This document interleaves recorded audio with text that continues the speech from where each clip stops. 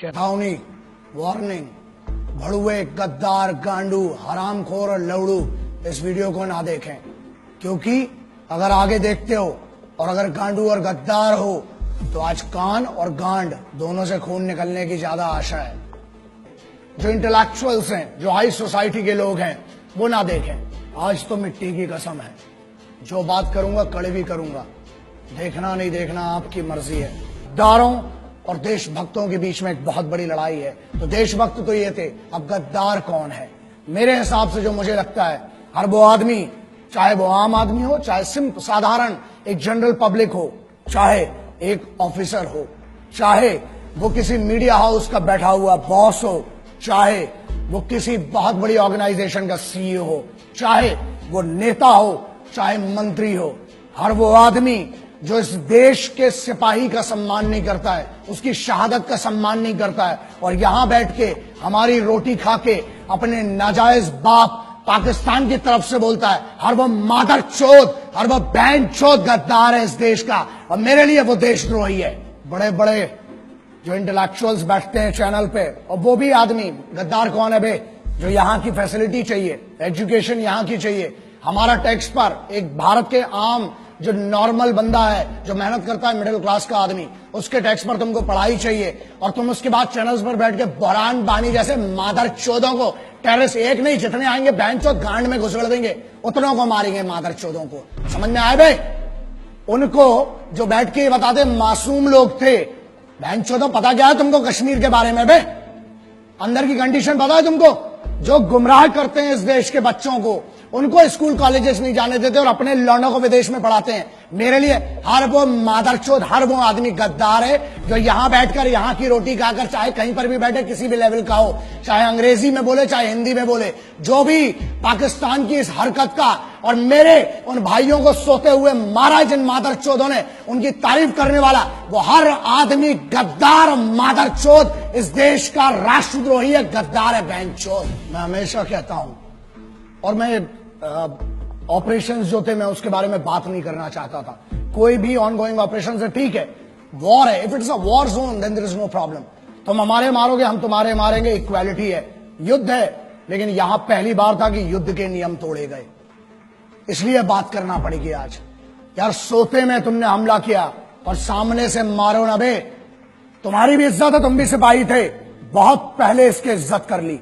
Terrorist की इज्जत नहीं, सिपाही होते हैं एज अ सोल्जर। मैंने पिछले वीडियो में कहा कि मैं इज्जत करता हूं किसी भी देश का सिपाही हो। अबे तुम क्या बात करते हो बे? तुम तो मुर्दे नहीं अपनाते हो। हमने फिर भी इज्जत की, बोला, तुम्हारी तारीफ की, सबकी तारीफ की, लेकिन अब युद्ध के नियम टूट चुके थे। लाखों ईमेल आए हैं, 7 लाख से ऊपर ईमेल हैं, पूरी टीम पागल हो चुकी है जब से हमला हुआ है कि सर अब कुछ बोलना पड़ेगा। और आज बोलना इसलिए जरूरी है क्योंकि जवाब देना पड़ेगा। कुछ बड़ुओं को अब पता नहीं इनको क्या बोलूं, समझ में नहीं आता, क्योंकि एक वीडियो में मुझसे गलती हुई थी, मैंने कुत्ता बोल दिया था एक आदमी को। उस भड़ुए को कुत्ता बोल के ना मुझे गम हुआ, क्योंकि जब मैंने घर जाके अपने वो 2 शेर देखे ना, कुत्ते देखे, जब घर के देखे वो बच्चे, तब लगा कि यार कुत्ते से तो वफादार कोई होता ही नहीं है। इन हरामियों को मैंने कुत्ता बोल के ना, उस कुत्ते की जात पे मैंने उसकी बेइज्जती कर दी। एक नेता है, एक सांसद है, एक स्पोक्स पर्सन है, उसने एक बात कही, क्या कही वो बहुत जरूरी है, मैं आपके सामने पढ़ के सुनाता हूं। उसने फेसबुक में, ट्विटर में क्या शेयर किया और बेशर्मी से क्या लिखा और क्या कहा, उसका जवाब आज जरूरी है। उरी में मारे गए सारे सैनिक घूस देकर आर्मी में भर्ती हुए थे, अच्छा हुआ साले मारे गए। इस पर इतना हाय तौबा क्यों? भारत माता के लिए बोझ बने हुए थे, आतंकियों ने सही काम किया।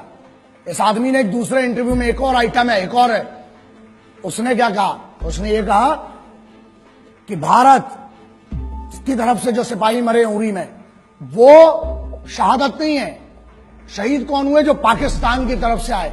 ऐसा है नेताजी, मादरचोद, हमको भी मौका दो ना, तुमको ऐसा इस टाइप का शहीद करने का, बहनचोद। एक काम कर, सजेशन देता हूं, बहुत गांड में गूदा है ना, बोल मत बहनचोद। एक काम कर, अब तेरे पास जो सिक्योरिटी है ना पुलिस की, उनको हटा और बाहर जाओ, और एक सिपाही के परिवार से जिसका शहीद हुआ है, उरी की छोड़, कभी भी उसके परिवार से जाके जरा बोल। गांड में घुसड़ देंगे तो पूरी तेरी राजनीति जितनी तेरी चल रही है ना, अबे तेरे को शर्म आना चाहिए। देश का माहौल क्या है बे? आज देश गम में डूबा हुआ है और तुम जैसे भड़ुए मादरचोद, तुम लोग बहनचोद इसको अपनी मीडिया बाइट के लिए, अपनी पब्लिसिटी के लिए, तुम्हें पता है क्या दुख देते हो बे तुम। अबे पिछले हजारों बार बोल चुका हूं, कुछ नहीं दे सकते हो तो मादरचोद इज्जत तो दो कम से कम शहीदों को। सुनो बे झाटू, मंत्री है जो तुम्हारा है ना, जो तुम्हारा पद है, तेरा प्रोटोकॉल नहीं पता है, तेरा ना मेरे पास पूरी ज्यादा डिटेल नहीं है, लेकिन सुन, बहुत गांड में कूदा है, तेरे को बहुत चर्बी है ना। मेरे इसी में ईमेल आईडी आता है, मेरी चैनल का एड्रेस आता है, बहनचोद भेज, वहां पर अपना एड्रेस भेज और अपना नाम भेज। और तेरे को बहुत गर्मी है ना, अबे फौज ना गांड में नीचे डंडा डालेगी, कान से निकालती बहनचोद। अभी फौज के मर्जी, तुमने फौज के भी मार नहीं देखी है ना, अभी तुमने हमारा सम्मान देखा है बहनचोद। तेरे को बहुत गर्मी है, जो तेरे पास पुलिस का कैडर मिला है ना, तो क्या कहता है कि पुलिस के जो है वो, एक और स्टेटमेंट दिया ना इसी आदमी ने कि सोते रहते हैं, है ना।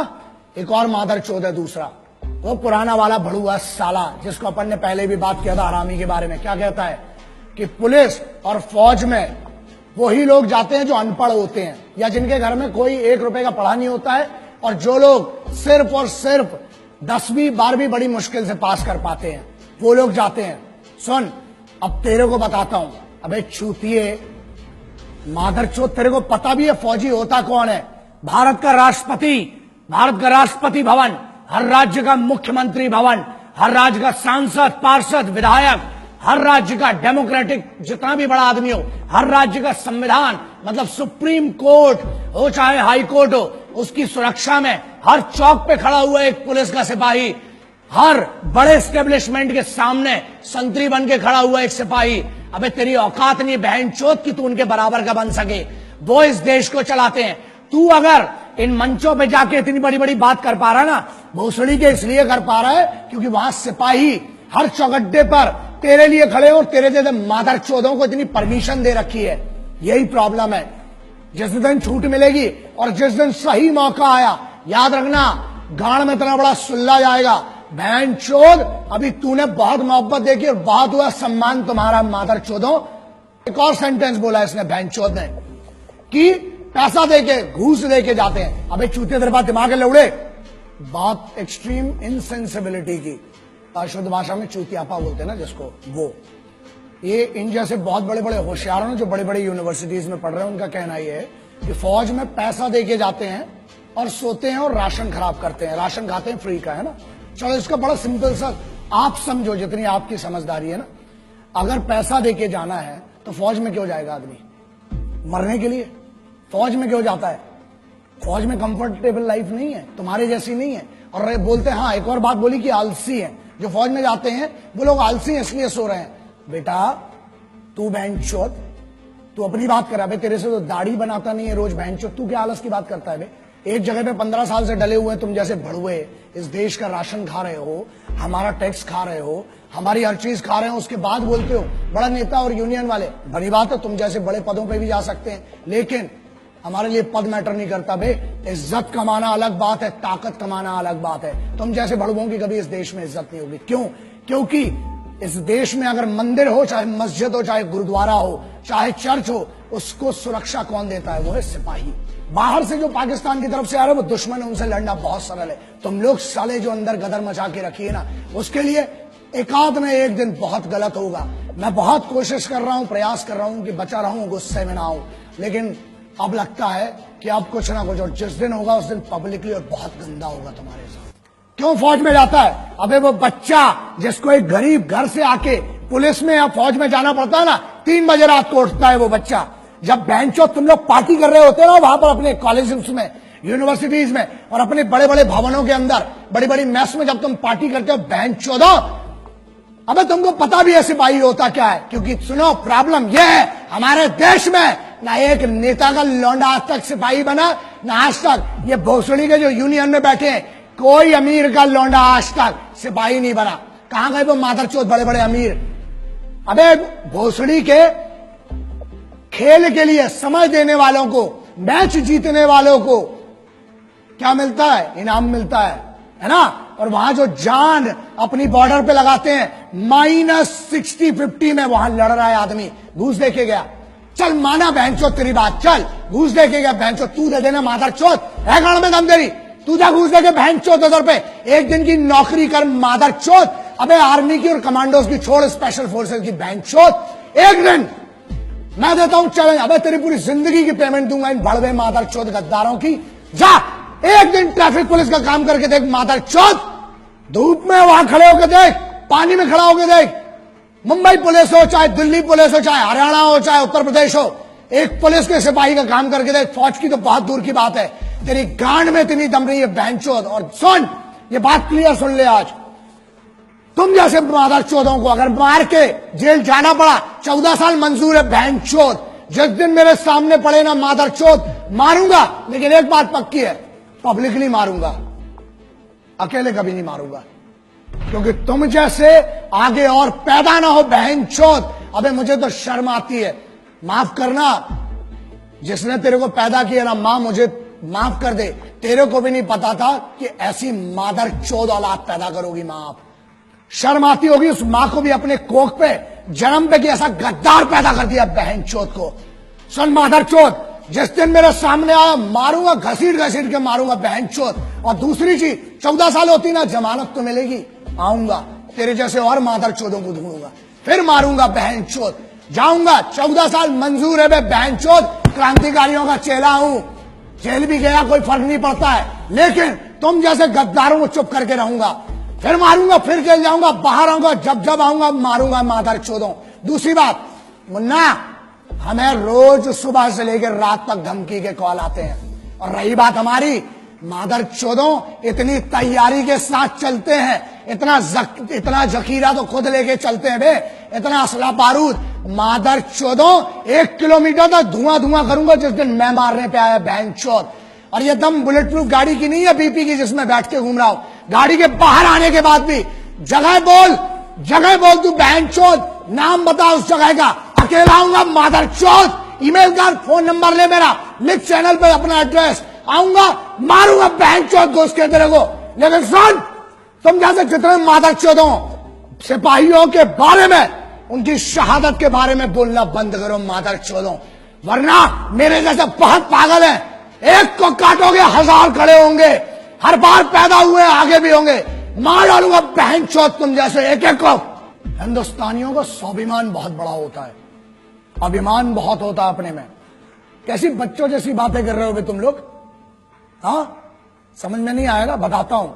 अबे हमारे इधर तो बेवड़े भी होते हैं ना, वो भी गुस्से में एक दूसरे को गुटका नहीं देते हैं, समझ में आ गया। अबे तुम तो कश्मीर मांग बैठे पागलों। दूसरी चीज, हमारे इधर ना, अबे पब्लिक ट्रेन, लोकल ट्रेन में ना, वसई विरार साइड की कोई ट्रेन होती है, उधर अंबाला पटियाला की कोई ट्रेन होती है लोकल ट्रेन, अबे वहां पर लोकल ट्रेन में सीट नहीं देते, तुम तो कश्मीर मांग बैठे। और अगर पैर की धूल होती तो फिर भी 1 लाख बार सोच के चलो दे दिया होता, मोहब्बत से मांगते तो। अबे तुम तो दुश्मनी में हमसे हमारा मुकुट कश्मीर मांग बैठे हो। हमारा था, है, और कुबा तो गांड में तो ले लेना बहनचोद, हमारा था, है और रहेगा। जितनी बार घुसोगे उतनी बार मारेंगे, आ जाओ, प्योर इन्विटेशन है। और रही बात हमारी, हम जैसे पागलों को घंट फर्क नहीं पड़ता बहनचोद, डंडा डालेंगे, पेलेंगे जितनी बार आओगे। माफ करना, मैं उनसे माफी मांगना चाहता हूं जो मेरे सिपाही, चाहे वो पुलिस के सिपाही हैं, चाहे मेरी फौज के सिपाही हैं, चाहे जो भी सिपाही हैं जिनकी हम बात करते हैं, जो यूनिफॉर्म पर है, जिसने यूनिफॉर्म पहनी है, कोई सी भी यूनिफॉर्म है, वो इस देश का सिपाही है।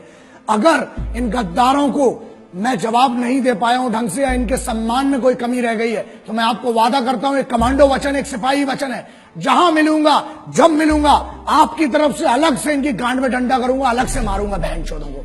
मैं सिर्फ, हम जो है, हम सिर्फ तिरंगे के सगे हैं, ना हम किसी के उपकार के हैं, ना हम किसी सरकार के हैं, समझ लेना, ना हम किसी के उपकार के हैं, ना हम किसी सरकार के हैं, हम हैं तो सिर्फ हर फौजी, हर सिपाही के परिवार के हैं। हमको किसी से कोई मतलब नहीं होता, ना हम किसी के उपकार के सगे हैं, ना हम किसी सरकार के सगे हैं। हम हैं तो हैं सिर्फ और सिर्फ एक फौजी और एक सिपाही के परिवार के सगे हैं। बस इतना मेरी तरफ से आज जितना हो सका इस भाई से करूंगा, आज भी कर रहा हूं, आखिरी तक इस मिट्टी के लिए लड़ूंगा। और अगर तुमसे ना हो सके तो बताना, ये भाई तो आखिरी सांस तक तुम्हारे लिए लड़ेगा और इस मिट्टी के लिए लड़ेगा। ये वादा रहा तुमसे, आज भी और आगे भी। जय हिंद, वंदे मातरम, इंकलाब जिंदाबाद, भारत माता की जय।